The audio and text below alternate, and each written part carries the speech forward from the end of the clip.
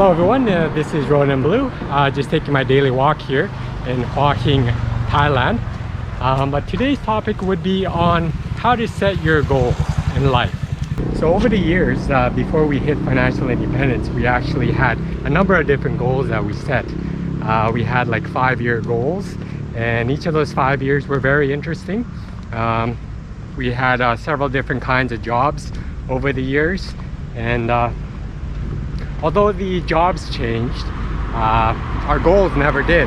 So we always had this one particular goal of having to come overseas and live here, in one of the countries anyways, just because of the feeling that it was getting too expensive here to live in North America.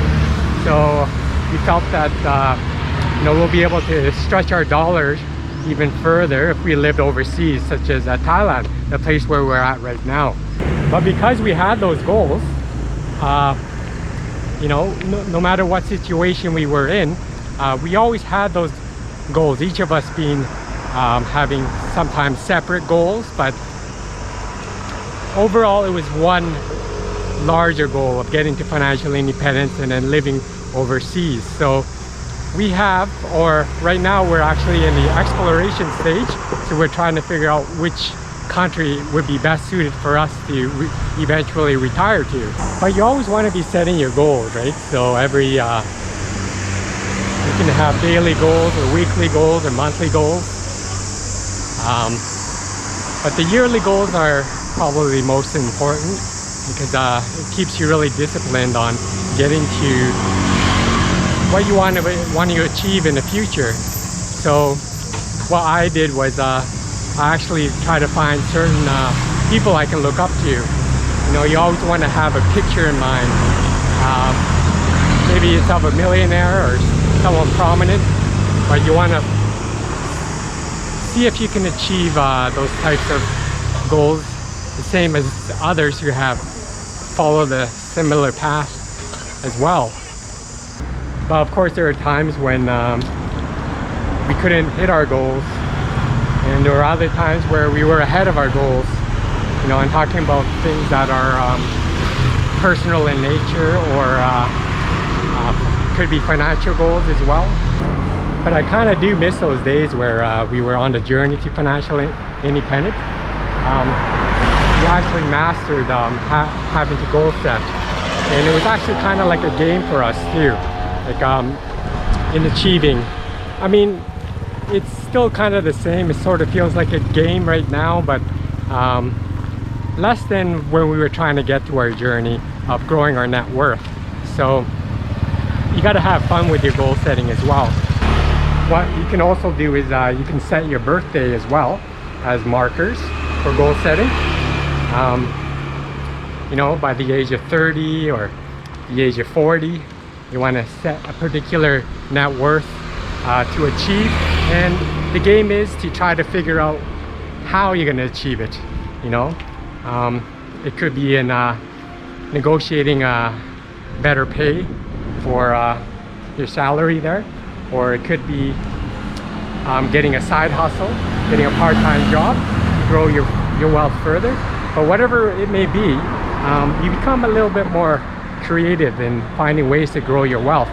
And the best solution that we found was in becoming a minimalist and spending way less than our means. So we actually just put aside materialism completely, and decided to spend on experiences instead.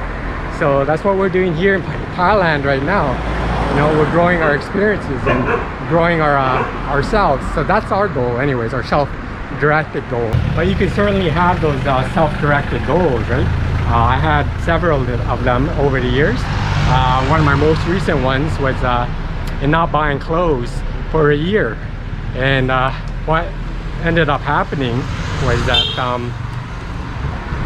I didn't buy clothing for 3 years. So just start off with something small like that, and you find out that you can actually live with a lot less than you actually initially believed. And when you have that one when you have that one thought, it actually trickles down to a lot of other things too in your life. But of course, I'm talking about financial goals here. Everyone has their own different goals. Some might be in getting a baby, or it could be in graduating with a PhD, whatever it may be. Everyone's unique to their goal setting. But I think for us, we just chose the path of finances. And the reason being is because that's something that affects everybody, right? That's what financial independence, it affects everybody. Because you become less dependent on that traditional job, right? So once you become financially independent, then you essentially become your own boss. So that's what I have become, and I have been managing myself since hitting financial independence. But what a lot of people do is they end up living that lifestyle of living paycheck to paycheck, right? So spending away on those types of materialisms and kind of falling for the advertisements, and then not really having anything saved by the end of the day. So I mean, the savings rate for Americans at this time is 6.5%. I mean, that's horrific, because the minimum amount you should be saving per paycheck is about 10%. Another problem is there's so many different methods out there, right? You can hop from one strategy to the next, and no one really sticks with one particular strategy. So that's an issue as well. And once you do follow a philosophy, maybe there's a certain financial guru you can follow, or a personal growth guru. It's easy to hop from one philosophy to the next, and that's another problem that most people have. They don't actually stick with one philosophy. But when you do have those types of goals, and you're with a partner, sometimes the goals differ from each other, and that's normal, especially between couples, right? You're always going to have differing opinions with each other. You want to always learn to compromise with each other. It's really important that you do compromise with each other, and you actually grow personally with each other as well. So it's a really good way for you to grow your relationship as well.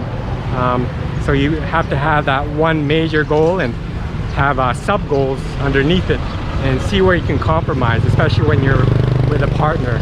But you can really start off small with your goal setting as well. You can start off with, let's say, if you don't have a high-paying job of any sort, you can say your goal is $1,000 to save in, let's say, a year or something, right? Then after you hit that goal, it's actually really motivating, and you just keep setting up those goals, and your next goal will be $10,000. When you achieve that over the years, then you can raise it up even further to $50,000 or $100,000, and so on and so forth. So when looking at that perspective, you're only looking at the upward growth. But another point you want to look at is your own particular situation, because everyone's lifestyles are different. Some people are single, some people are a couple, some people have a family, some people have a family and kids. You want to adapt to those situations and set your goals accordingly as well. And in our particular case, well, we don't have kids, so it's actually in some ways a little easier to save that money over the years to achieve financial independence. But it isn't an impossibility for those who do have families and children. It's just that those there's more expenses, of course, when you have children, but it's not impossible. There's actually some people who try to achieve financial independence so they can spend more time with their children. So that's a great goal to have as well. So whatever the case may be, you always want to have a goal set in mind. So our goals right now is to visit as many countries as possible that we're interested in retiring to. Here in Southeast Asia, maybe next to Latin America, and into Europe, just to travel for a short duration. Actually, maybe it might be a longer duration, and then eventually choose a place to actually live. So that's pretty much our plan right now, and that's our goal. But when I initially had my goals, I used to actually have a notebook, and I used to write all of what came up as a possibility, right? I used to have this little notebook. I still have it somewhere. I don't use it anymore actually, because I've actually become an expert in when it comes to goal setting now, because that's essentially that brought us to financial independence, is note-taking, right? The note-taking is now in my mind, and because I have so much experience in having to set goals for myself. But another great way is by telling other people about your goals as well. So that's a great way to motivate yourself as well. I mean, there might be some people who won't agree with you.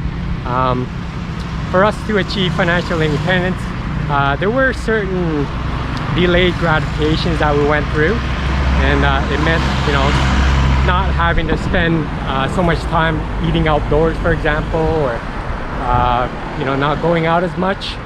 There were certain sacrifices, I guess you can say, temporary sacrifices, and some of our friends didn't really accept that, right? So, but then after kind of explaining our situation and our goal settings, then they were understanding.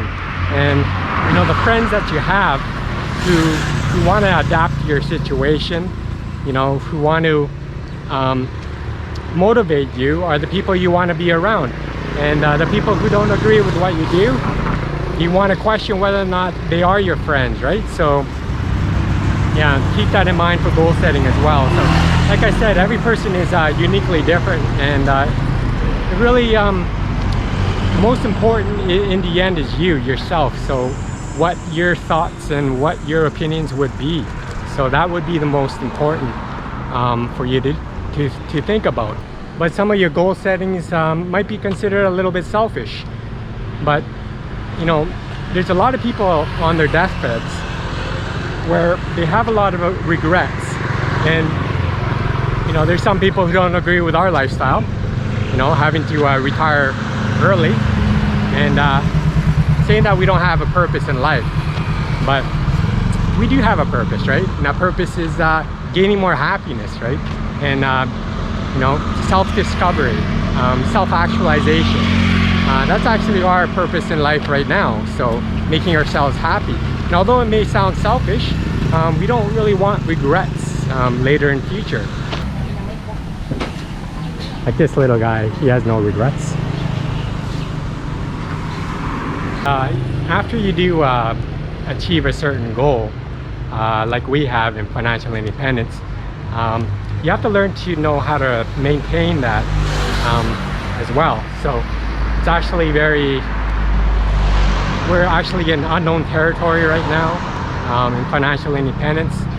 We're not actually sure what's going to happen in the future, but all we know is we have a growing surplus on a monthly basis, so it should financially make us stable in the future. As you can see, sometimes when I'm walking through here, I kind of lose my train of thought. So if certain things don't make sense to you, I apologize. But we have like people walking towards me, and it's a little bit distracting. I would very much love to hear what your goal settings would be as well. You know, another way for me to maintain my goals is having this YouTube channel, right? So my genre is about financial independence, living a life of freedom. So having this YouTube channel actually keeps me motivated with my goals as well. And I very much like to hear your goals as well. Just comment below and tell me if where you are in that goal setting. Are you close to it, or maybe you've already achieved it? But tell me, talk to me. Thank you.